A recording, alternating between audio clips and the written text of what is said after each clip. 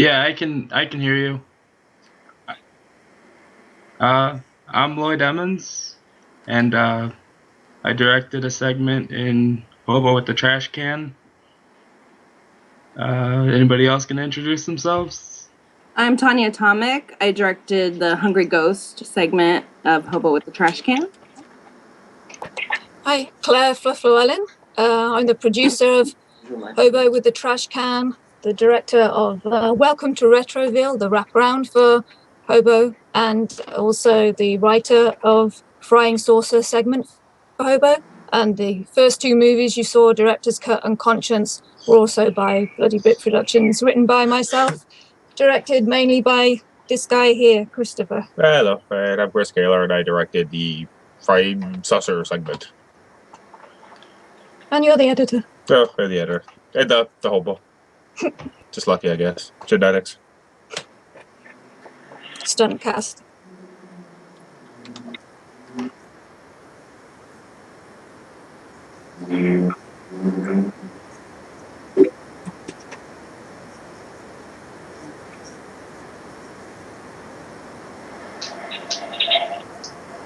Sure. Okay.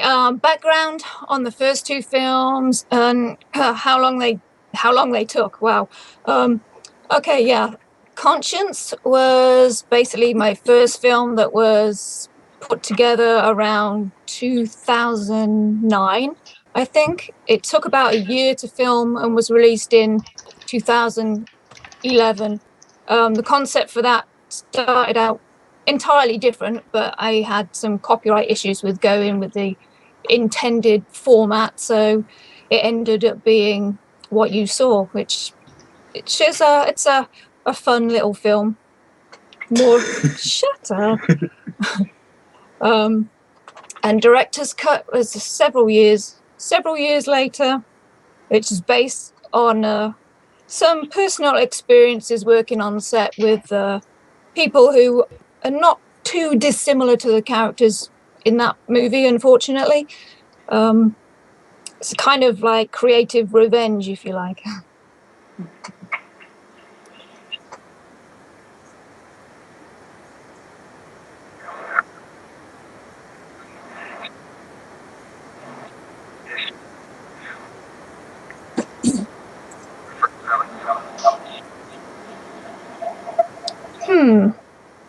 From I learned a lot of what not to do.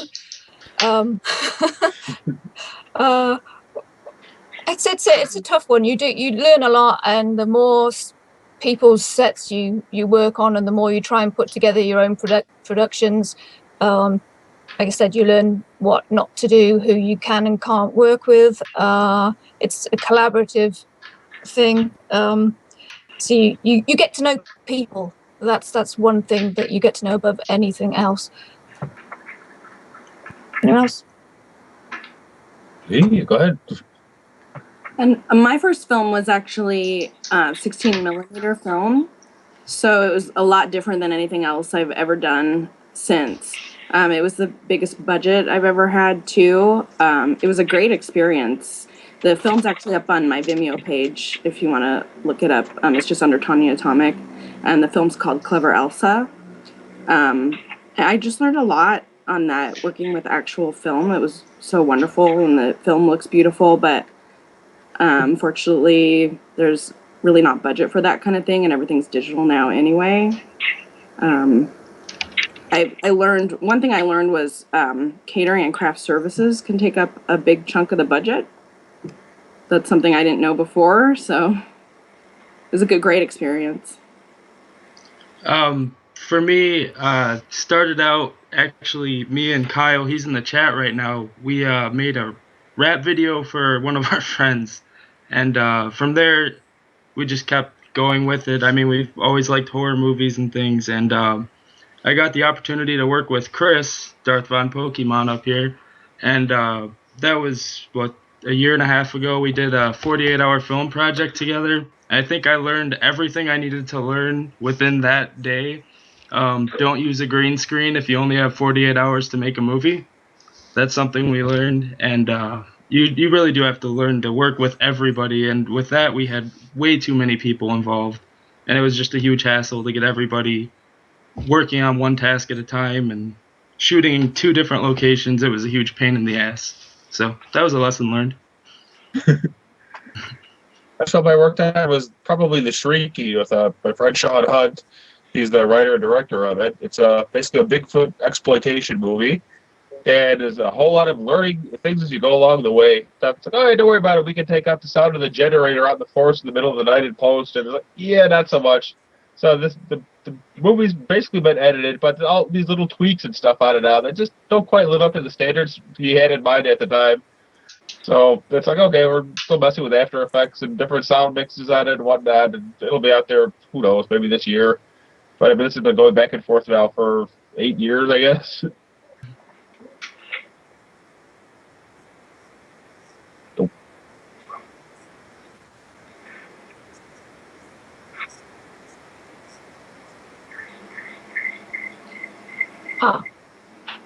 Past the first 2 films,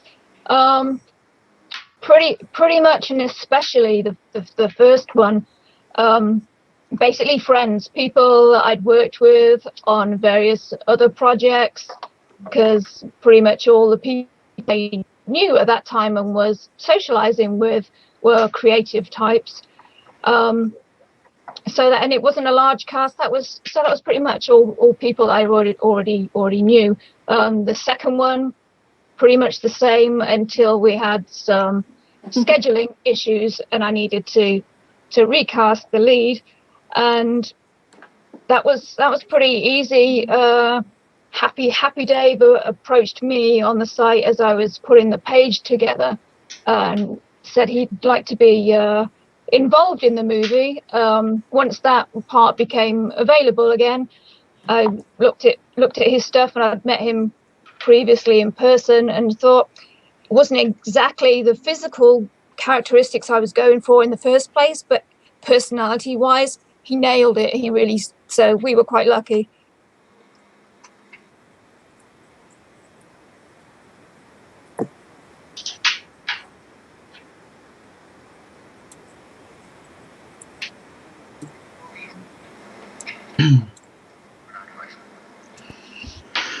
Is that question 4?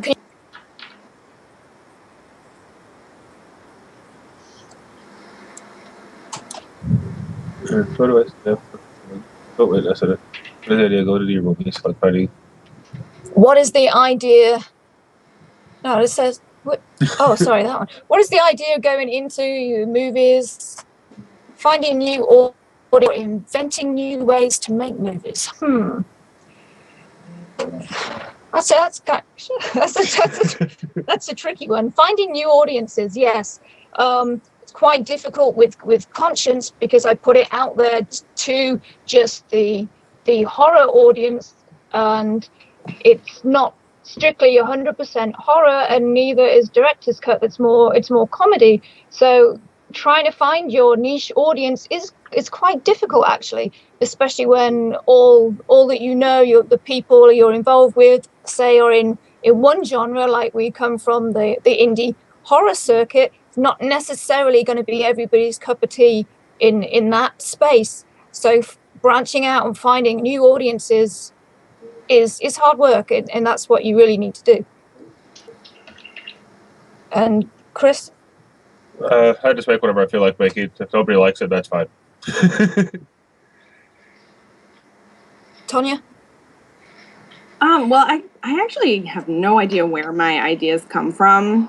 I've always been a really creative person, kind of daydreamer type person, and horror kind of found me, I guess. I guess my stuff is really, cult or genre is what you would call my stuff, because it is very different and deals with subject matters that are not mainstream. But I think that I've done pretty well with that kind of thing. I've been sort of embraced by cult audiences, and I'm really happy for that.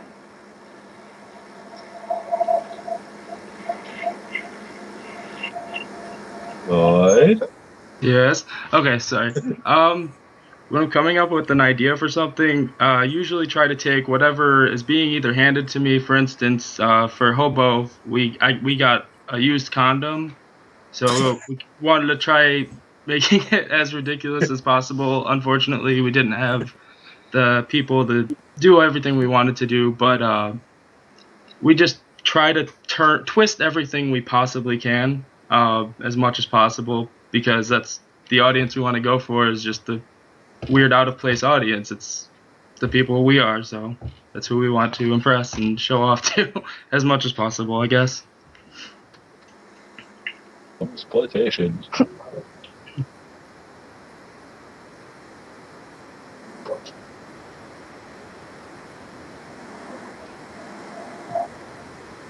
What advice do I have for indie filmmakers? How to get started and what should you do or not do?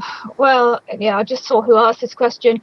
Mike, you already know some of these answers. Mike McCune is our executive producer on Director's Cut, and he was also part of Conscience, and he has a cameo in Hobo too. So hi, Mike.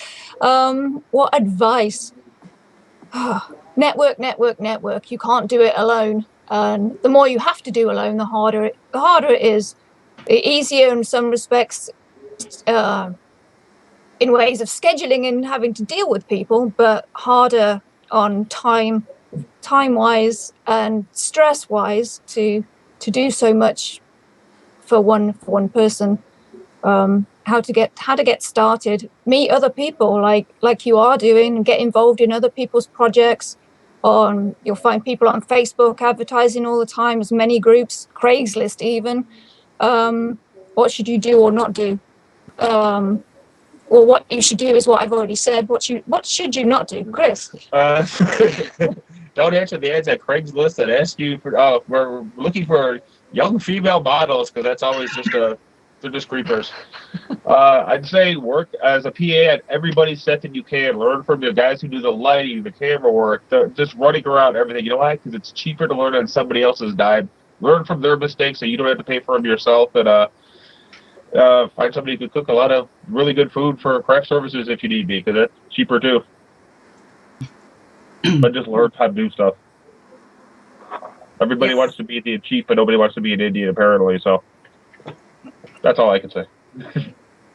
It's definitely important to network and meet as many people as you can that are doing like-minded things. That's definitely, I mean, this, because it's such a collaborative art form. You're not writing a poem on your own. You're making a whole event come together. You need to definitely network as much as possible. One thing I think to not do is not waste your time with people that aren't really on the same page as you. I did that for a little bit when I was starting, and it just made it more difficult. You really want to find the people that are sort of like-minded and interested in supporting you and helping you go forward, rather than people that question you constantly and try to be competitive, because that's really just going to hold you back. Definitely have to agree. Networking is pretty important. Like I said, I met Chris through a 48-hour film project, and I had just met the guys I did that with. And now I'm doing this with Chris again, which is actually kind of a weird story. I was on a Facebook group page on Frugal Filmmaker, if you want to look it up, and Claire posted it, and I was like, that's Chris. I worked with him on 48 Hours. So I was already interested, for one, being it was like a horror grindhouse, short, so I went for it. The other thing I like to tell people to keep in mind is to not freak out so much about their gear. A lot of people get obsessed with, like, I need an expensive ass camera and I need all these different things. And really, if you just get out, even if you just use your phone and just go out and film, try things first, then eventually build up what you need or what you think you need.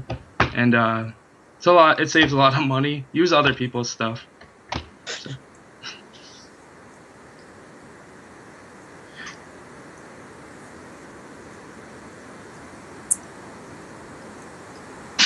Biggest budget? Well, that would have to be for a director's cut, because it's the only one so far that we've done a public fundraising campaign for, and starting out and knowing it was a short, I didn't want to ask for a ridiculous amount of money, knowing that Chris here has a lot of skills that he can replace many people and do stuff on the cheap.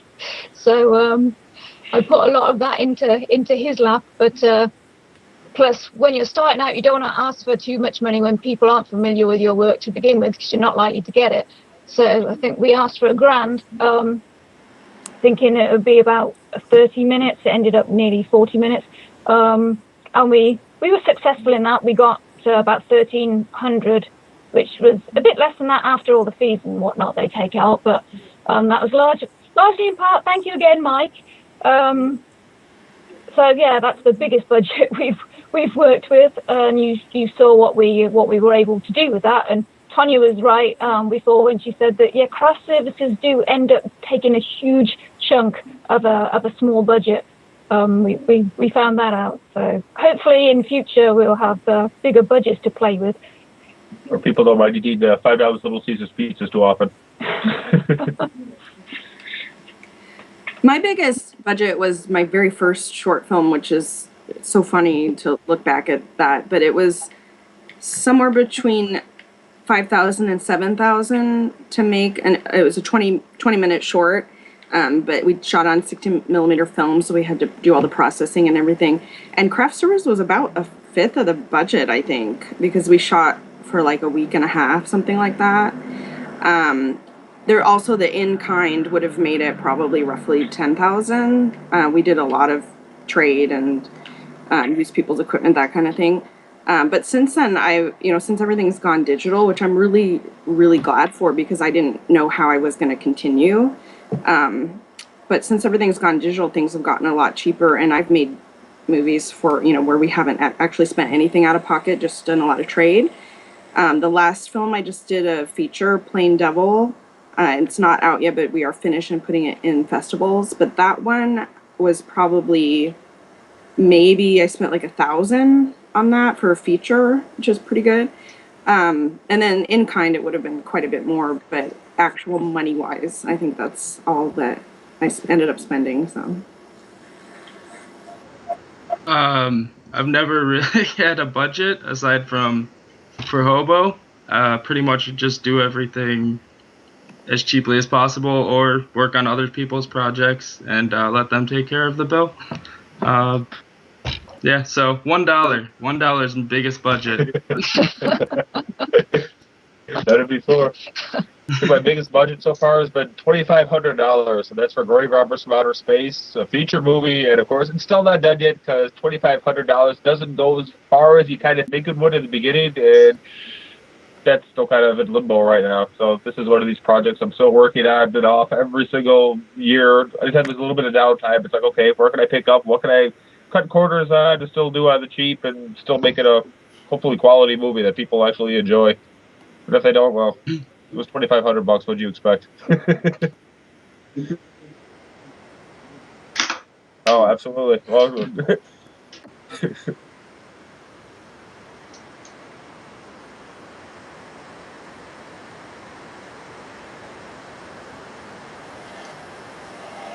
Well, where do I go for stock footage? A lot of stuff you can find on archive.org.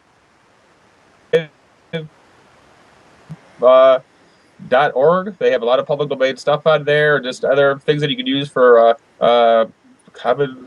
Creative Commons licenses and stuff that you're allowed to alter it around and do whatever you want to it for, or not for commercial use. You have to look into that though, because basically if you use something you weren't supposed to, they can turn around and bite you in the ass. And if you don't have a budget, getting sued is really going to suck. So there's not a lot of stock footage, I don't think, in Hobo at all. Maybe like one shot from the Apple guys. But well, Larry was asking about the stripper footage. Yeah, I found that at archive.org. I don't know if it's still there or not, though, but there was like some stripper competition. The guy put it up there because I guess he was a cameraman on it. So I was like, oh, beautiful. But you can probably check on Google, too. But always make sure you check for the licensing rights or whatever, because a lot of people are really a lot of the music, too, from Director's Cut. There's a guy named Kevin McLeod, I think his name is. And he actually composes music. He's a modern-day guy, and he puts everything up as public domain, so anybody can use it in anything they want. Just, it's nice to credit the guy, I'm sure, but you know what? He'd appreciate it. but he's kind of like the patron saint of modern day public domain music. So shout out to Kevin, wherever you are.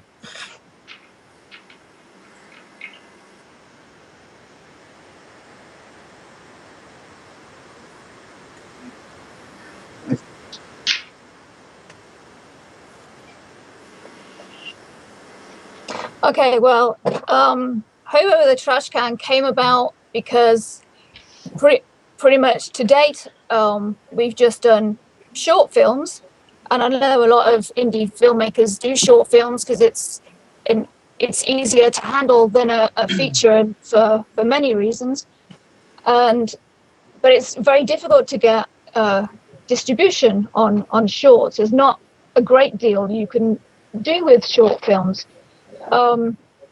So that's how most anthologies are born. They've picked up popularity again on the indie circuit, and so I thought, well, why not put one together? We know many filmmakers who would be interested in participating, so that's how the anthology was born. The theme of it was basically we all struggle with budget.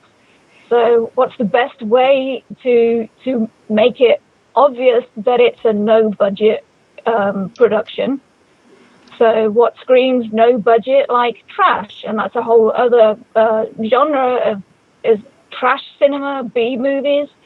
So we were going along those lines, and I wanted it to be a more fluid, cohesive story, not just bits and pieces of different stories just thrown together. So I came up with the challenge to the other directors to make a short piece based around a piece of garbage, hence the whole trash element again. Chris, with his unique look, just screams Hobo, don't you think? So, It's an acquired taste, ladies. So it kind of all fell into place there. I gave each of the directors $1 and an item of trash to make their short with, and I wrote the rap around the items to incorporate everybody's segment. I didn't get $1.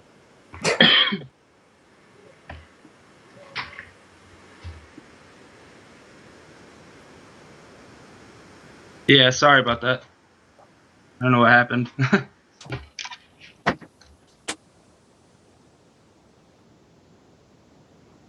Sure. My short is called The Hungry Ghost, and my trash item was a takeout box of noodles. So I thought, what can I do with this? And basically, it's about a hungry ghost. And I don't know how to describe it. It's about a hungry ghost. So hungry. And I just had so much fun with it. I've been wanting to be a part of an anthology for a really long time. I've been wanting to do something like this, so I'm really, really excited that I got to do this, and I think the trailer looks amazing, and I just can't wait for this to come out. It was a lot of fun to be able to just do, like a low budget, dirty kind of thing that we threw together that was fun and funny and gory, and we had so much fun with it.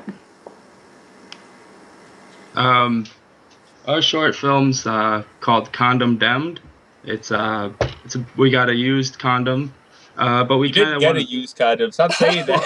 Hey, okay. Yeah, Chris didn't give us a used condom. Our trash item was a used condom, but we wanted to make our own twist on it, like we usually do, which was to make it a recycled latex condom, therefore used latex. And it's a love story, sort of, about a down on his luck guy who really needs a car and will do about anything to get that car. That's about as far into detail as I can get with it, but I'm trying to think. We shot it at my apartment for the most part, and which was a huge pain in the ass because we had to get the 5 or 6 people we had involved in it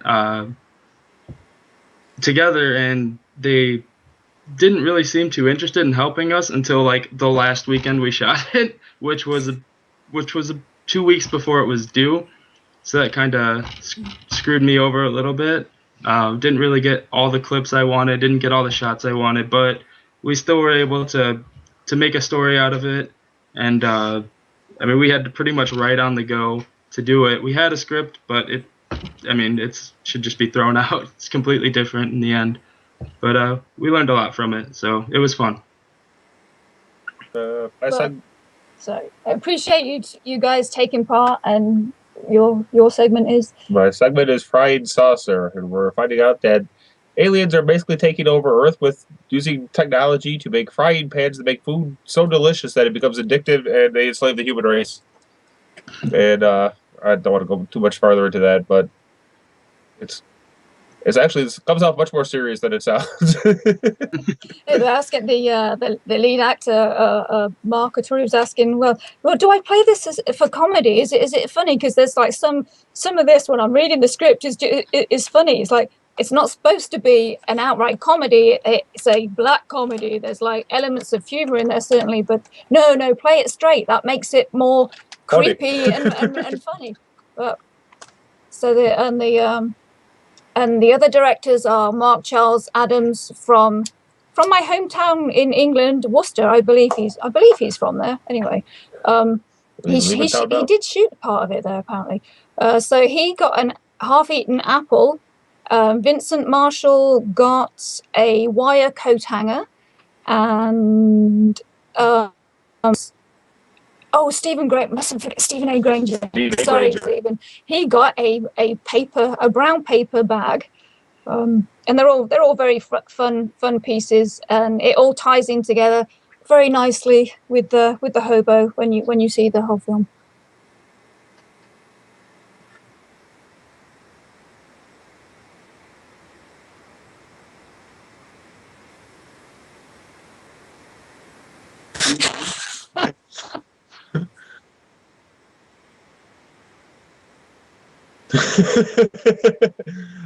Let's see. How much did Sean Hunt ask to do the voiceover for the trailer?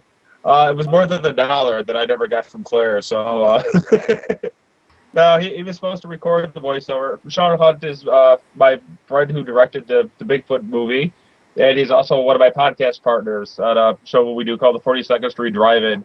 And since he's the very radio-friendly sounding voice, and I quite obviously am not, I asked him to do the voiceover segment for or not the segment, but the voiceover for the trailer. And Sean's like, "Oh, what do you need it by?" Basically, it's like, "Oh, I told him the night before." It's like, "No, I want to have just a little bit more wiggle room," so I got somebody else to do the voiceover. But the guy actually does voiceover on Sean's other podcast show, the Creature Feature podcast. So he's still in the family, basically. It's either that or I did like Mr. Sulu. Nobody wants to hear that.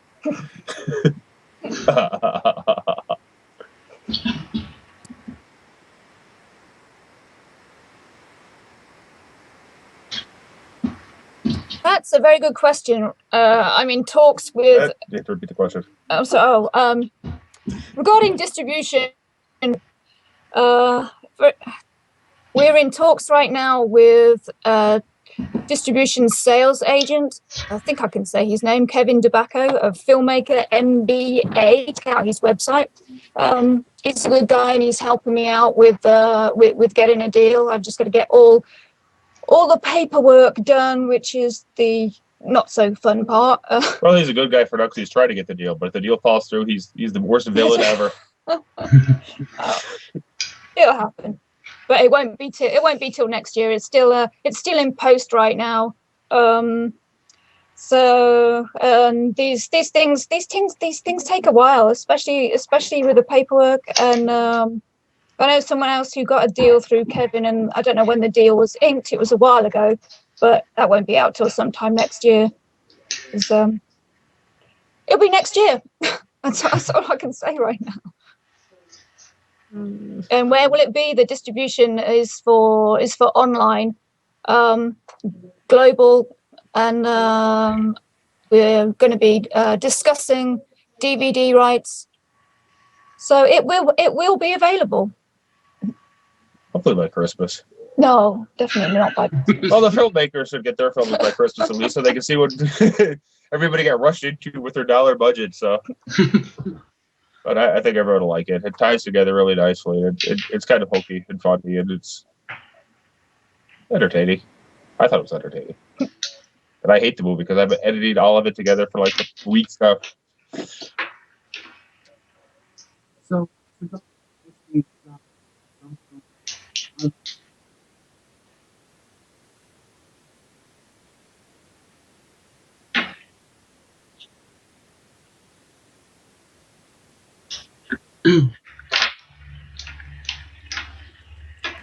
Festival experiences. Yeah, you have to pay a lot of money up front and then they don't refund it to you because they decided not to put your movie in their festival.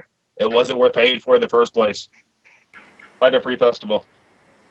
There are some free festivals out there right now, and festival expenses can build up to quite a lot if you're considering that the average entrance fee is about $40 these days. That's a lot of money when you're applying to a lot of festivals. My track record with festivals, unfortunately, in applying my movies to other festivals has not been good. We can't get into any festivals with either conscience or director's cut for whatever reason. They're not being accepted. I think director's cut's a little too close to home for some filmmakers, but we ran our own film festival last year called Short Bus to Insanity. Yes, you won an award for special effects, and we weren't the judges, so that was nothing to do with us. But yeah, how we ran that was basically find out how much was a the theater new way. costed to rent for a 6-hour block of movies. Everybody, all the filmmakers, basically paid $2 a minute for the movies. That was to cover the rental for the theater. So we didn't make any money on this. Basically, they just paid like $2 a minute to have their film shown. So if you had a 10-minute movie, it costed $20 or whatever to have it on the big screen. We had an independent panel of judges that everybody knew. Nobody was anonymous, and they all voted on the movies. And there was no selection criteria. You paid and you were screened. Yeah, as long as you didn't have hardcore penetration or animal mutilation, you were good to go. So everybody had a good time with that, I guess, except for the animal mutilators. so the question.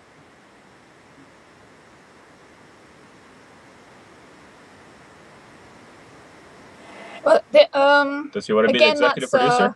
we will definitely have a local premiere screening, so that it will get a big screen run local here. Which will no, it won't be. You know what I mean. But it'll also be a food drive for a homeless shelter, and very in keeping with the topic. But or we can use that as craft services for the next movie.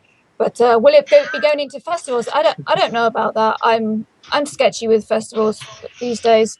Plus, having so many directors in it, I don't know how that works to submit an anthology into a festival. You know what I'm saying? Because how do they, if they're going to pick for their awards for 1 point? How would you choose an anthology for? You'd have to choose a segment of it, surely. I don't know how that would work. Sounds like a good one. I don't know. It's something I will look into. But with the distribution, saying that, once the distribution has been agreed to and a deal has been signed, we can't submit to a festival anyway. So that's kind of moot.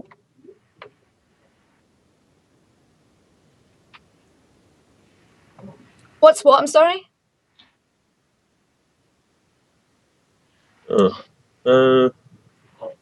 have a website. There are way too many. There are tons of movies. I can't mention them all off the top of my head. So if there's a Wix website, go to just Google Short Bus Film Festival, Short Bus to Insanity Film Festival. There's a Wix website with all the information on there, everything that played, everything that won. There's a video for the awards. We also have a Facebook page, Short Bus to Insanity Film Festival.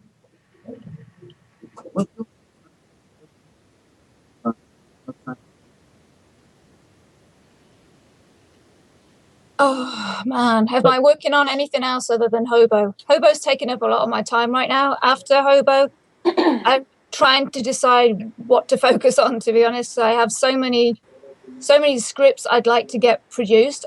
I couldn't possibly produce all of them myself anyway. I'd like to get a budget for any future project. Like $1? A little bit more than $1. A few zeros on the end of that would be nice. there's stuff. There will be more stuff. There'll be plenty more stuff. But what particularly? Don't look at me. We were in production of one feature film called Psycho Magnet: A Love Story, which is a spoof on the slasher genre. We started on that 3 years ago, I think, but had to put that on the shelf temporarily due to financing. And so we went to do some more shorts to try and get some more product out there, and just trying to get some more recognition before we go back into that one. So that one's on the cards at some point. Somebody else? Yeah, I'm working on my own anthology coming up, actually. I have a bunch of shorts that I'm going to make an anthology out of, and it's going to include a short called Raw Meat that I'm doing with Bill Oberst Jr., and he plays a skinless killer in that, and that's kind of the anchor of the whole anthology. So that's what I'm working on next. I'm also working on a ghoul story coming up. And then there's a couple other ones that I'm thinking about. I'm not sure what I'm going to do after that. Right now, Kyle and I are working with his brother and a few of our other friends. We're each going to do it's not necessarily an anthology. We're just making a bunch of short films to play together, pretty much just to show each other what we can write and shoot with no budget at all, just practice. I'm thinking about running back to something that me and Kyle wrote a few years ago called Canned Meat, and it's pretty much a slasher, over-the-top gore movie. We just got to lock in locations and people to do it, and it's ready to go. We've had the script for 2 years now, so just been blowing it off. Let's see. I still have a couple of short films that we've shot over since last winter. One I did was called Loose. Basically a black and white noir kind of looking movie with a special effects creature that chases a guy through like a housing project. And it takes place in the winter, tons and tons of snow, except for, of course, the day that I had the entire cast out to shoot. So all my stock footage is everything is snow covered except for the day they're actually there. So there's a whole lot of CGI that has to go into to make everything else snow covered, and rotoscoping and stop motion animation to make this creature come to life. And it's like, yeah, what was supposed to be basically just like a 3-day shoot is now turned into nearly a year or so. I'd like to get back to that once this is done. And I'm supposed to hook up with some of the guys that work with the Face Off crew, the special effects guys, at a movie called Clickers, but I can't really give any details on that yet because we're having our first production meeting next week.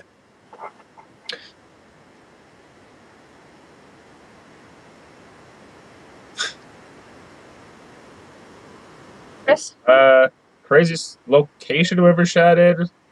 Probably, the Tombs of the King in Cyprus or something like that. We went for her brother's wedding in England a couple months ago. And when we stopped over there, then we went to go visit her parents who are retired out in Cyprus. So we went out to Cyprus and got to see all these awesome locations there. Then at the Turkish side of Cyprus, which is just like the creepiest, scariest place ever because it's just like day and night between Greek Cyprus and I don't know. But basically, I have to have a camera glued to my head the entire time because everything is stock footage in my imagination. Or Colombia. That was kind of cool, too. Anybody? I guess my craziest location was probably in an old barn. It was for my first film, Clever Elsa, and we were like in an old barn crawling up and down this like rickety little step ladder thing. It was pretty cool though, and it looks really good. This year I did the 48 hours again, and we got like in a top certain percentage, so we were allowed to make a second film, short film for New Amsterdam Vodka, and we wanted to do it. We had to like shoot it in Chicago, but we wanted to do Chicagoland because everybody was shooting in Chicago that was doing it. So we kind of started in Chicago and worked our way back out to the middle of nowhere where I live, and I hung outside of a car quite a bit to get shots of the actors in a car. That's probably about the craziest thing. risking dropping your camera out. Really, I had like this cheap tripod I was holding on to for dear life, but that's about it. Nothing too crazy yet.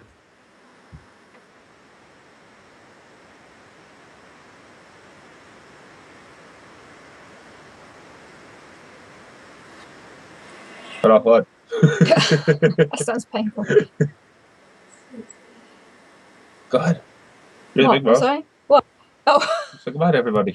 Oh, thank you all for joining in, and thank you, Tonjia and Lloyd and Chris for joining me also. I And didn't have a choice. keep an eye on the pages, and the Hobo trailer will be blasted out publicly online as soon as I'm off here. And follow the Facebook page and follow us all, and you'll know more about it and when it's going to be coming out. Tell us that we're pretty.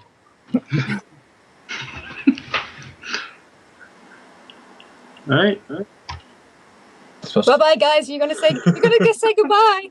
Peace. Group hug.